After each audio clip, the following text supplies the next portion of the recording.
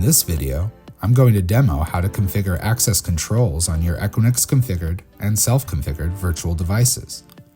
First, log into the Equinix Fabric portal.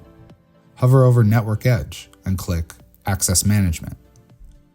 From here, you'll be able to create a new access control list template, which will enable you to define IP address subnets or fully qualified domain name rules for users who access your virtual devices. Additionally, you'll be able to view the default templates created for your existing devices. Click Create New ACL Template. In the Basic Details section, enter a template name and template description. Next, select the source IP address subnet or fully qualified domain name, protocol, source port or range, destination port or range, and an optional description. If you're looking to add several access control list rules, click Add Rule and fill in the required fields. You can change the priority of your access control settings by rearranging the order of your entries. Once you're done, click Create Template.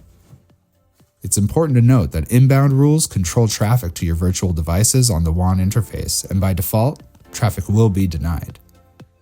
That concludes this demo. Thanks for watching.